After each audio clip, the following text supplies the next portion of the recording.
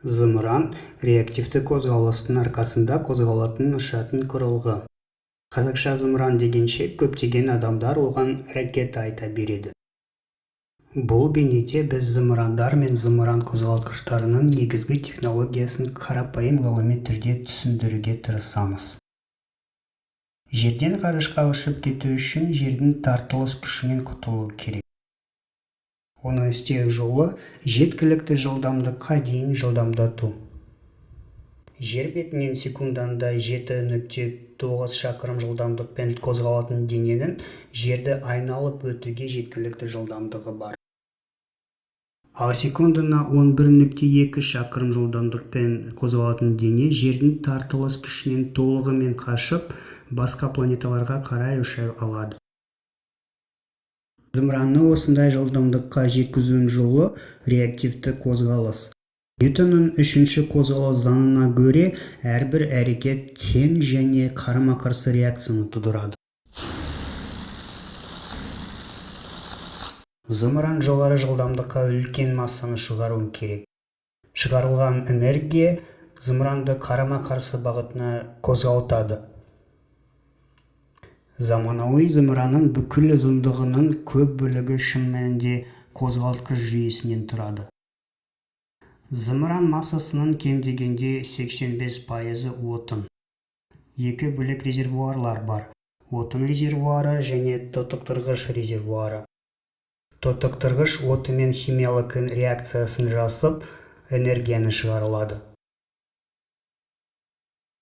Қазақстаннан Ресей ұшырған зымырандарда отын ретінде гептил пайдаланылады. Адамдар гептилдің өте улы екеніне ұзақ күдіктенген, бірақ өте ұзақ уақыт бойы бұл туралы ешқандай зерттеулер болмаған. Өткен жылы ғана гептилдің өте улы екенін растайтын мақала жарияланған болады. Зымыранның жоғары жылдамдықты массасын шығару үшін жану камерасында сұйық отын мен тотықтырғыш араласып жағылады. Жану камерасы сонымен қатар тотықтырғышты тиімді араластыруға отын беруге көмектеседі.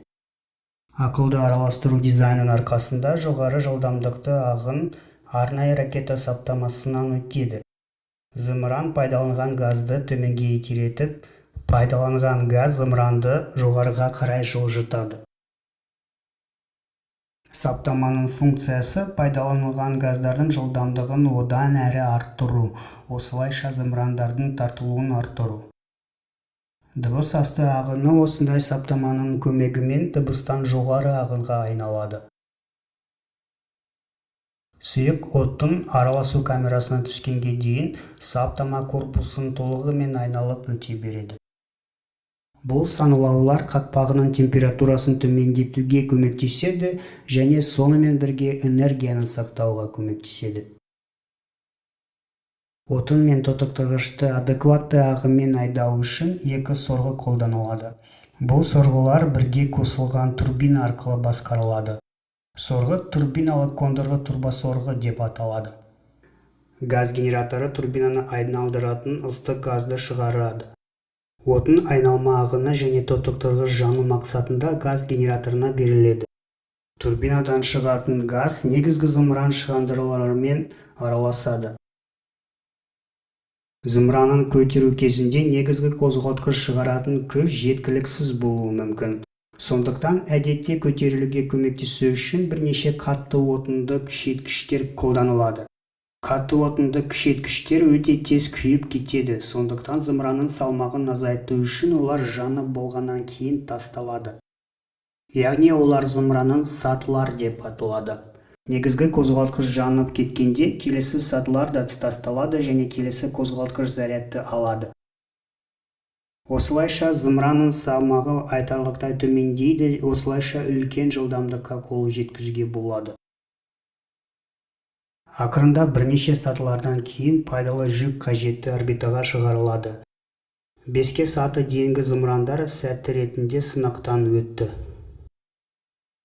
Сіз зымырандар мен зымыран қозғалтқыштарының жұмысы туралы жақсы кіріспе алдыңыз деп үміттенеміз. Назарларыңызға рахмет.